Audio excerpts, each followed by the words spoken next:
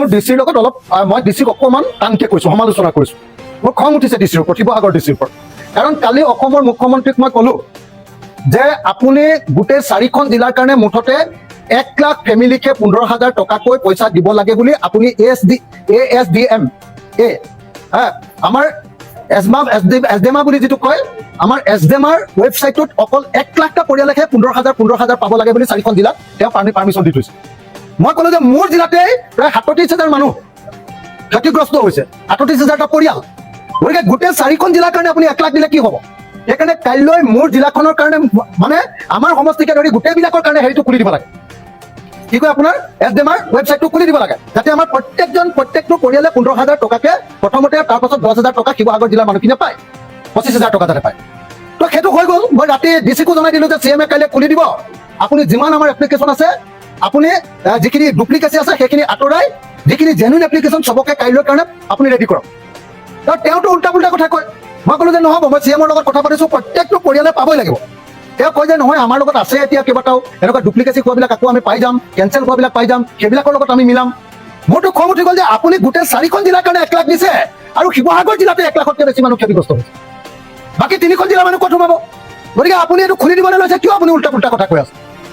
তেতিয়া যেতিয়া এইটো হ'ল, তাৰপিছত আজি অসমৰ মুখ্যমন্ত্ৰীয়ে, মই আজি ৰাতিপুৱা 10টা বজাত মুখ্যমন্ত্ৰীয়ে হোৱাটছআপত জনালোঁ যে আপুনি আমাৰ SDMৰ যিটো হেৰি কি কয় আপোনাৰ ৱেবছাইট এইটো খুলি দিব লাগে। তেখেতে 12:30 বজাত মোলৈ ফোন কৰিলে, ফোন কৰি ক'লে যে তোমালোকৰ DCS1 উল্টা পুল্টা কথা কৈছে, তোমালোকৰ DCS1 এইটো নহ'লেও হ'ব বুলি কৈছে। তো এই বুলি তেওঁ মোক এটা কনফাৰেঞ্চ লগাই দিলে। তেতিয়া মই নিজে দেখিলোঁ যে DCয়ে একদম উল্টা পুল্টা কথা কৈছে। DCয়ে কমপ্লিটলি উল্টা পুল্টা কথা কৈ তেওঁ কৈছে যে ইয়াত যিটো খুলি থোৱা আছে সিমানটোতে তেওঁ মিলাই দিব। তেতিয়া মোৰ খং উঠিলে। মই চিফ মিনিষ্টাৰক ক'লোঁ যে এনেকৈ নহ'ব, এইটো নহ'ব, মোৰ প্ৰত্যেকটো পৰিয়ালে পাবই লাগিব।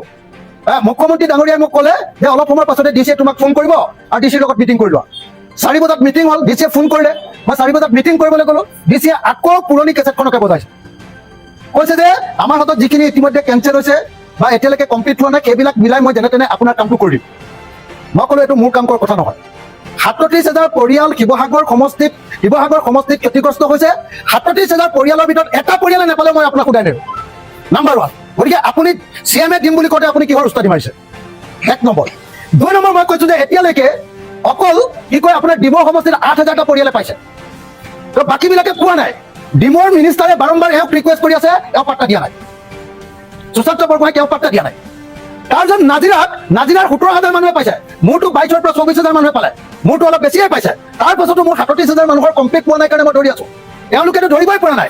মই যেতিয়া ধৰিলোঁ DCয়ে উল্টা পুল্টা কথা কৈছিলে, মই সেইকাৰণে DCক আজি তীব্ৰ সমালোচনা কৰিছোঁ।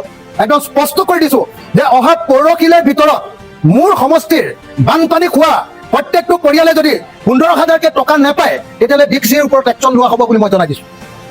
আৰু লগতে কাইলৈ আমাৰ পীযুষ হাজৰিকা ডাঙৰীয়াক দায়িত্ব অৰ্পণ কৰিছে মুখ্যমন্ত্ৰী ডাঙৰীয়াই যে আমাৰ শিৱসাগৰত যিবিলাক ছাৰ্ভে হৈ আছে, ছাৰ্ভেবিলাকত যিটো গণ্ডগোল হৈছে তাৰ সমস্যাবিলাক শ্বৰ্ট আউট কৰিবৰ কাৰণে পীযুষ হাজৰিকা ডাঙৰীয়াক দায়িত্ব দিছে।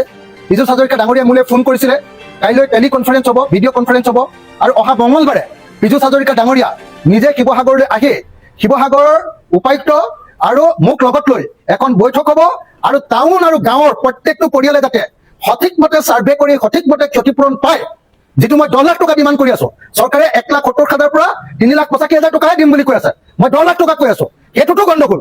সেই কথাখিনি পাতিবৰ কাৰণে অহা মঙলবাৰৰ দিনা অৰ্থাৎ 25 তাৰিখ নে 26 তাৰিখৰ দিনা পীযুষ হাজৰিকা ডাঙৰীয়া আমাৰ শিৱসাগৰলৈ আহিব, বৈঠক হ'ব, আৰু সেই বৈঠকতে সিদ্ধান্ত গ্ৰহণ কৰা হ'ব।